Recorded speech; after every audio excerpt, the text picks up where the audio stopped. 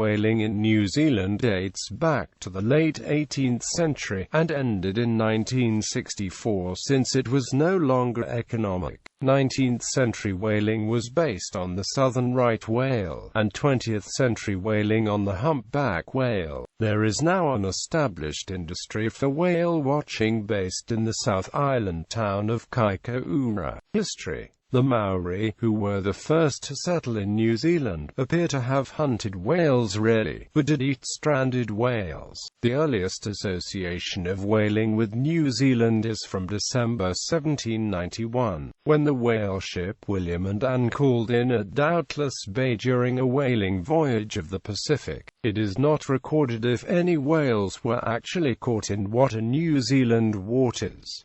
The Britannia arrived about the same time. Both were whalers that had dropped convicts at Sydney. In the early 19th century, Kaikoura was a supply port for whaling and sealing ships, and developed a wild reputation, being called the hellhole of the Pacific by Charles Darwin, who did not like his time in New Zealand. His opinion reflected that of many of the puritanical evangelical Christian missionaries. This behavior was not just confined to the Bay of Islands. Missionary John Brumby in Marlborough in 1838 found the whalers to be rogues and outlaws unrestrained by any law. Other contemporary observers had differing views. In 1839, Edward Wakefield, who later became a Member of Parliament in Britain, described shore whalers as having a dark side to the character, but they were frank and hospitable. They were intrepid with boundless resolution and great powers to endure hardship.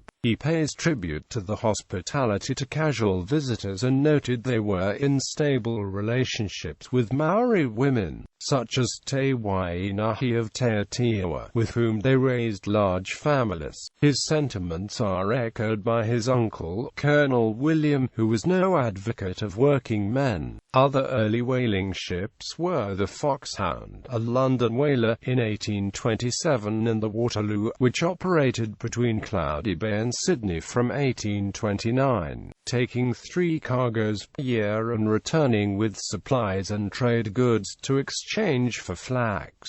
By the 1830s, most whaling, apart from American ships, was done from shore bases with mixed crews of Maori and European sailors. In the first half of the 19th century, almost 100 small shore stations were established in the South Island at Te Awaiti and Preservation Inlet, and later at Stewart Island, Otago, Timaru and Kaikoura and Cloudy Bay. On Banks Peninsula, the first shore was at Little Port Cooper in 1836, and by 1842 there were a total of 5 stations, including Oashaw Bay, Ikaraki and Pairaki. North of Wellington, there were 3 whaling stations at Poriri and 5 on Kapiti Island. Further north there were also shore stations at New Plymouth and Great Barrier Island. However, by 1840 the whale numbers had declined to the point that little money was to be made, and in 1844 the last of the early onshore stations closed. A later shore station, Paranos of Tory Channel, Cook Strait, caught 4,200 whales between 1911 and 1964, when the last whale was caught in New Zealand waters. Conservation. Since 1978, whales within New Zealand's 200 nautical mile exclusive economic zone have been protected under the Marine Mammals Protection Act 1978.